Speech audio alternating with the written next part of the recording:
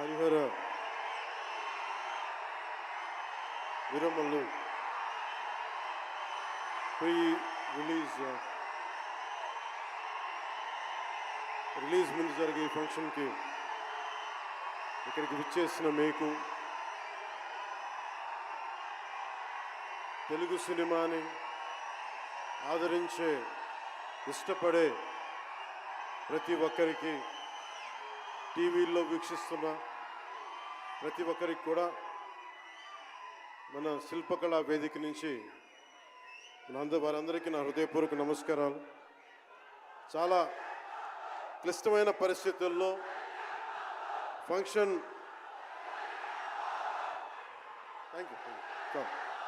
Function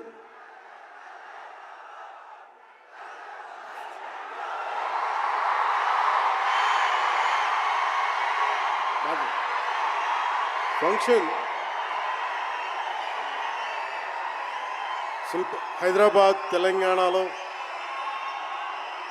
Harihara Veeramallu function ఒక కనీసం లక్షలాది మంది మధ్య జరుపుకుందామని ప్లాన్ చేసిన వర్షాభావాలు ఇతరత్ర కారణాల వల్ల దాన్ని ముందుకు తీసుకెళ్ళలేక ఫంక్షన్ సైజ్ని మన శిల్పకళా వేదికకి పరిమితం చేసినా కానీ ప్రతి ఒక్కరికి టీవీలో కూర్చొని మరింత సురక్షితంగా చూడాలని ఒక ఉద్దేశం.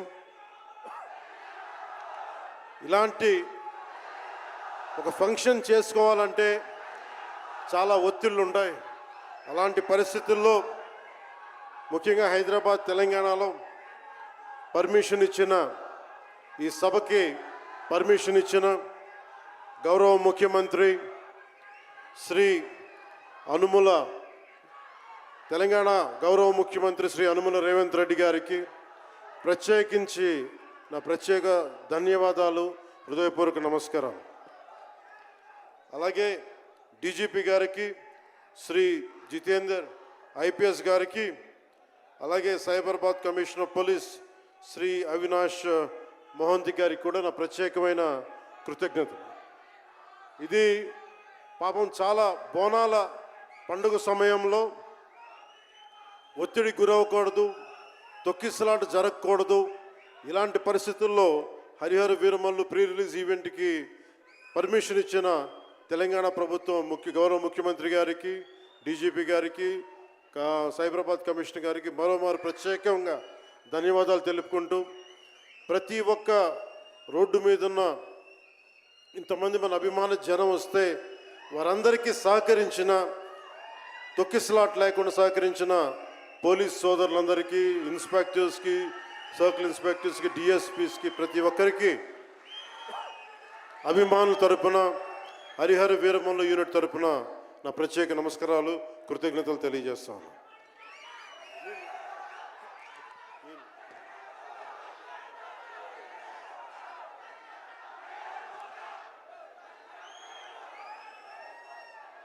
అలాగే తెలంగాణ సినిమాటోగ్రాఫర్ శాఖ మంత్రి శ్రీ కోమటిరెడ్డి వెంకటరెడ్డి గారు రావాల్సి ఉండింది, కానీ ఆయన మనకి సీఎం గారు రివ్యూ మీటింగ్ల వల్ల రాలేకపోయారు. వారికి కూడా నా ప్రత్యేక కృతజ్ఞతలు. అలాగే నేను పాలిటిక్స్కి వచ్చాక, సినిమాలోకి వచ్చి మీ అభిమానాన్ని ఎలా సంపాదించుకున్నాను, పాలిటిక్స్లోకి వచ్చాక నేను స్నేహంతో పాటు ఒక మంచి స్నేహితుణ్ణి, అలాగే ఒక మంచి ఒక మిత్రుణ్ణి సంపాదించుకున్నాను. అది శ్రీ ఈశ్వర్ ఖండ్రే గారు. And I found a great friend and a great brother in him. I am truly grateful to you, sir, from coming all the way from Karnataka, for making your time in your busy schedule, and I'm eternally grateful to you for making your presence felt here. Your blessings and your kind words and your good words are truly inspiring, and we will truly cherish this moment with you, sir. We are grateful to you. అలాగే కందుల దుర్గేష్ గారు, గౌరవ పర్యాటక సాంస్కృతిక శాఖ మరి cinematograph శాఖ మార్చులు, ఆంధ్రప్రదేశ్ ప్రభుత్వం. అలాగే ప్రత్యేకించి రఘురామకృష్ణరాజు గారు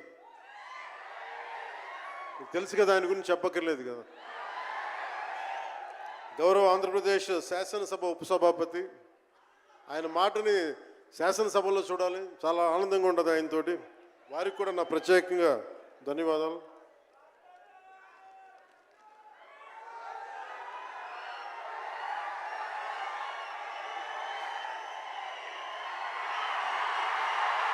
సరిగ్గా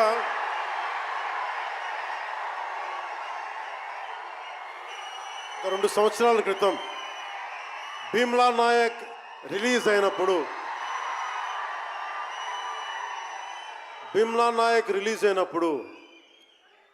అందరి సినిమాలు 100లో ఉంటే పవన్ కళ్యాణ్ సినిమాలు 10 రూపాయలు 15 రూపాయలతో చేశారు.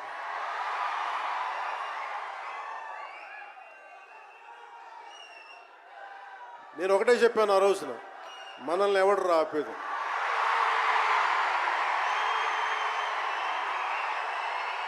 This is not about money. This is not about finance. This is not about records. This is about damn guts. This is about damn courage. This is about damn tenacity. We are here. We will stand by. We will serve justice.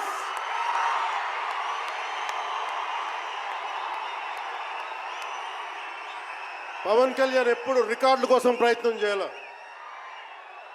Reluctant actor. మా బ్రహ్మానందం గారు చెప్పినట్టుగా నేనేం కోరుకోలే, నేను ఒక actor అవ్వాలని కోరుకోలే, సగటు మనిషిగా బతుకుదామన్న ఒక్క ఆలోచన తప్ప నాలో ఏం లేదు. అలాంటిది నేను పొద్దున ప్రెస్ మీట్లో రత్నం గారి గురించి మాట్లాడాను. ఇప్పుడు మీకోసమే మాట్లాడతాను, నా అభిమానుల కోసం. ఈరోజు నేను ఇక్కడ నిల్చున్నాను, పడి లేచాను, పడుతూనే ఉన్నాను, లేస్తూనే ఉన్నాను. దానికి కారణం ఒకరే, మీరే.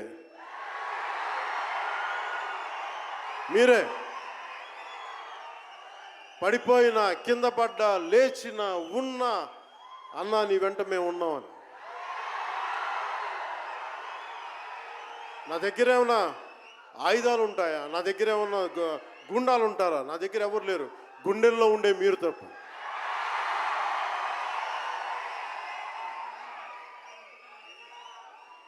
దాదాపు నేను 96లో నా మొదటి సినిమా అక్కడమ్మ ఇక్కడబ్బాయి. ఇది 2025 అంటే ఆల్మోస్ట్ 29 to 30 years. అంటే దాదాపు 29-30 సంవత్సరాలు నేను చిత్ర పరిశ్రమకు వచ్చి. ఎలా ఉంది అంటే నాకే తెలియదు, అలా కాలం అట్లా అయిపోయింది. కానీ కొంత వయసు పెరిగిందేమో కానీ గుండెల్లో చావు ఇంకా చావాలకే బతికాం. ఇక్కడే సభలో గబ్బర్ సింగ్ సినిమాకి మహబూబ్ నగర్ నుంచి వచ్చిన ఒక యువకుడి గురించి చెప్పాను, మన అభిమానులు ఒకటి గురించి చెప్పాను. అన్నా నువ్వేమి ఇవ్వదు, ఒక హిట్ ఇవ్వన్నా చాలని. ఆ రోజు నేను భగవంతుని కోరుకున్నాను, నా అభిమానుల కోసం, నా కోసం కాదు కానీ ఒక హిట్ ఉంటే బాగుంటుంది అని కోరుకున్నాను. అది హరీష్ శంకర్ గబ్బర్ సింగ్ వల్ల తిరిగి వచ్చింది. కానీ ఈ సినిమా చాలా డిఫికల్ట్ టైమ్స్లో చేశాను. ఇది సినిమాల మీద టెక్నీషియన్గా నేను ఉండి ఒక నిమిషం సినిమాలు కష్టంగా ఉండి, ఒక సినిమా చేయడం ఎంత కష్టమో, సినిమా చేయడం చాలా చాలా కష్టం. నేను మీతో పంచుకోదలుచుకున్నాను ఈ రోజున. మీకు సంబంధించి నేను మొదటి సినిమా నుంచి ఇప్పుడు దాకా జానీ సినిమా నేను చేసినప్పుడు అది ఫెయిల్ అయితే, ఆ సినిమా ఫ్లాప్ అయితే ఎలా ఉంది అంటే ఆ రోజు నా పరిస్థితి, వరుసగా హిట్లు కొట్టి కూడా ఒక్క సినిమా ఫ్లాప్ అయితే అందరూ మీరు వదలలేదు. నేను మీ గురించి ఎప్పుడు మాట్లాడతాను అంటే ధనం మూలం మిదం జగత్ అంటాం. అంటే అన్ని బంధాలు, కార్ల్ మార్క్స్ చెప్పిన అన్ని బంధాలు ఆర్థిక బంధాలని సినిమా పరిశ్రమలో మరింత బలంగా తెలుస్తాయి. నా రెమ్యునరేషన్ ఇచ్చేసాను అని నా దగ్గర అంతమించి డబ్బులు లేవు. కానీ ఆ రోజు నుంచి ఈ రోజు దాకా ఒకటైతే మార్పు జరిగింది. నేను చిత్ర పరిశ్రమ హిట్స్ ఫ్లాప్స్ ఇవన్నీ వదిలేసి నేను ఒకటే నమ్మాను, నా అభిమానులు నాకున్నారు, నన్ను ప్రేమించే వాళ్ళు ఉన్నారు. డబ్బుకి ఎప్పుడు నేను ప్రాధాన్యత ఇవ్వను. నేను ఇచ్చింది బంధాలకు ప్రాముఖ్యత ఇచ్చాను. మనిషి నుంచి మనిషి బంధం. నా గుండె నుంచి మీ గుండెకి 2 గుండెల దూరం అంతే. నేను ఏమి కోరుకోలే, చాలా కష్టాల్లో ఈ సినిమా చేశాం. పేరుంది, ప్రధానమంత్రి గారి దగ్గర నుంచి అందరు తెలుసు. కానీ దానివల్ల డబ్బులు రావు. మనకి డబ్బులు వచ్చే సినిమానే రావాలి. కానీ సినిమాని ఎలా చేస్తాం? మిమ్మల్ని రంజింపజేయాలి, మిమ్మల్ని ఆనందింపజేయాలి. మనకి ఖుషీ లాంటి సినిమా తీసిన ఏఎం రత్నం గారు ఎప్పుడో 2017లో ఎప్పుడో సినిమా వచ్చి మీరందరూ తిడతా ఉంటారు కదా నన్ను, ఎంతసేపు రీమేకులు చేస్తావు అని. కరెక్ట్, ఏం చేయమంటారు చెప్పండి? మనకెవరు పెద్ద పెద్ద దర్శకులు లేరు. మన కింద నుంచి వచ్చిన వాళ్ళం. మనకి ఒక్క నిమిషం,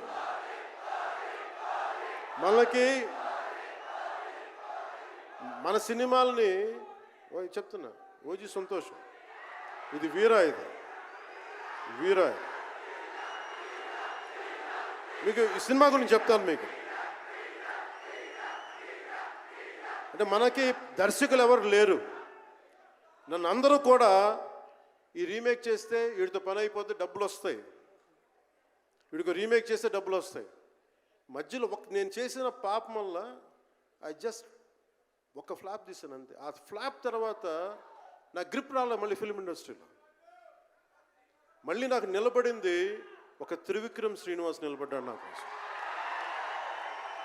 ఆయన ఎవరో కూడా తెలియదు నాకు. ఎవరన్నా సక్సెస్లో వెతుక్కొని వస్తారు, అపజయాల్లో వెతుక్కొని వచ్చిన నా మిత్రుడు, ఆత్మ బంధువు త్రివిక్రమ్ శ్రీనివాస్ వచ్చి అప్పుడు జలసా తీశారు. కష్టాల్లో ఉన్నప్పుడు లేదు, అడ్వర్సిటీ రివీల్స్ ట్రూ క్యారెక్టర్ అంటారు. కష్టాల్లో ఉన్నవాడే వచ్చినప్పుడు స్నేహితుడు. అలాంటి స్నేహితుడు నాకు భగవంతుడు త్రివిక్రమ్ శ్రీనివాస్ ద్వారా వచ్చాడు.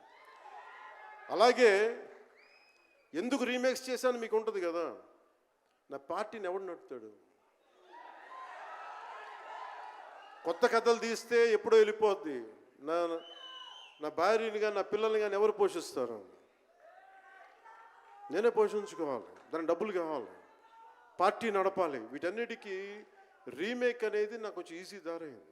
సొంత సినిమాలు కొత్త సినిమాలు చేయలేక కాదు, వేరే దారి లేక. నాకు దేశం పిచ్చి, సమాజ బాధ్యత పిచ్చి, సినిమా మీద ఉన్న కరెక్టే. నేనంటే మీకు పిచ్చి. అలాంటి నేను ఒక మంచి సినిమా రావాలని కోరుకుంటే అది ఏఎం రత్నం గారి ద్వారా వచ్చింది. కోరుకున్నాడు ఆయన, నీతోటి ఒక బలమైన సినిమా తీయాలని. ఏదో ఆయన కూడా ముందు రీమేక్ వచ్చారు, అవి అటు ఇటు తిరిగి యాక్చువల్గా క్రిష్ గారి వల్ల ఈ సినిమా వచ్చింది. ముందు జాగర్లమూడి క్రిష్ గారికి మనందరం ముందుగా కరతాళ ధ్వనుల ద్వారా చాలా బలంగా తెలియజేయాలి. ఆయన ఒరిజినల్ ఫౌండేషనల్ వర్క్ మీద ఇది ముందు. వ్యక్తిగత కారణాలు, కొన్ని ప్రొఫెషనల్ రీజన్స్ వల్ల మధ్యలో ఆయన వెళ్ళిపోవాల్సి వచ్చింది. ఈ సినిమాకి 2 కరోనా వచ్చినాయి, 2 కరోనా వేవ్స్ కొట్టినాయి. దాని మధ్యలో నలిగిపోయింది సినిమా. అలాంటి సమయంలో ఒక ఆస్కర్ విన్నర్ ఎక్కడో మనం ఆంధ్రప్రదేశ్లో చిన్న బడ్జెట్లో సినిమా తీస్తే మన బడ్జెట్స్ ఎంత ఉంటాయి? 10 కోట్లు 15. అలాంటి సినిమాల నుంచి సంగీత దర్శకత్వం వహించి మనం పెట్టే నాటు నాటు నాటు అనే పాట ప్రపంచమంతా ఉర్రూతో లూగిస్తుంది అనేది తెలియజేశారు కీరవాణి గారు. అలాంటి కీరవాణి గారు నేను ఈ సినిమాని ఎన్నిసార్లు చేసే పరిస్థితుల్లో నిజంగా ప్రతిసారి నాకు నిరుత్సాహం ఉండేది. నాకు తెలుస్తూ ఉంటుంది కదా, నిస్పృహ వచ్చినప్పుడల్లా ఆయన ఏదో ఒక ట్రైలర్ రిలీజ్ అయ్యేది, ఆయన మ్యూజిక్ చూస్తే మళ్ళీ ఒక ఉత్సాహం వచ్చేది, ఒక ప్రాణవాయువు నింపేది. సార్, ఈ సినిమాకి ఈ రోజున ఇంత బలంగా ఆత్మవిశ్వాసంతో ఉన్నామంటే you are the hero sir. You are the true hero, sir, for us. Without Keeravaniji's music, this is not Harihar Veeramal. ఈరోజు హరిహర వీరమల్లు బలంగా ఉంది అంటే it's only the dedication and the kind of effort he has put into the film is truly commendable and truly admirable sir. We are truly grateful to you sir. మధ్యలో వారి నాన్నగారిని కోల్పోయి ఆ సమయంలో కూడా మనస్ఫూర్తిగా ఆయనకి ఆ బ్యాక్గ్రౌండ్ స్కోర్ ఇచ్చినందుకు, సొంత తండ్రిని కోల్పోయి కూడా ఇచ్చినందుకు మరోమారు వారికి ప్రత్యేకంగా కీరవాణి గారి టీంకి, కీరవాణి గారి గాయకులకి, వారి రికార్డింగ్ టీంకి, వారి ఇంజనీరింగ్ డిపార్ట్మెంట్కి, ప్రతి ఒక్కరికి నా హృదయపూర్వక ధన్యవాదాలు.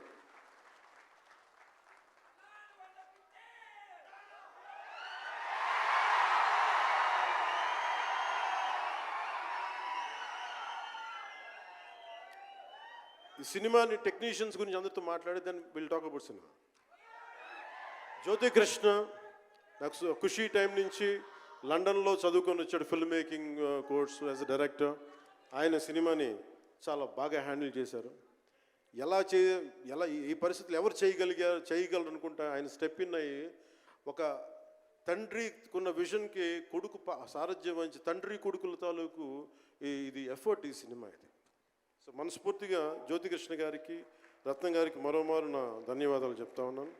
అలాగే ఈ సినిమాని ప్రారంభించినప్పుడు జ్ఞానశేఖర్ గారి కెమెరామెన్, ఆయనకి నా మనస్ఫూర్తిగా కృతజ్ఞతలు. అసలు ఈ సినిమాని ఇంత రికార్డ్ బ్రేకింగ్ స్థాయిలో మీ అందరికీ తెలుసు కదా, మీరు అంతసేపు ఓజీ అంటారు. నా సినిమానే ఓజీ బయట వాళ్ళ సినిమా కాదు కదా, మన సినిమానే కదా. కానీ హరిహర వీరమల్లుకి ప్రాణం పెట్టిన ఇంకొక వ్యక్తి ఉన్నారు, ఆయన మనోజ్ పరమహంస. అంటే నాకు టైము నేను రోజు చెప్పాను 2 గంటలు ఇస్తానని చెప్పాను.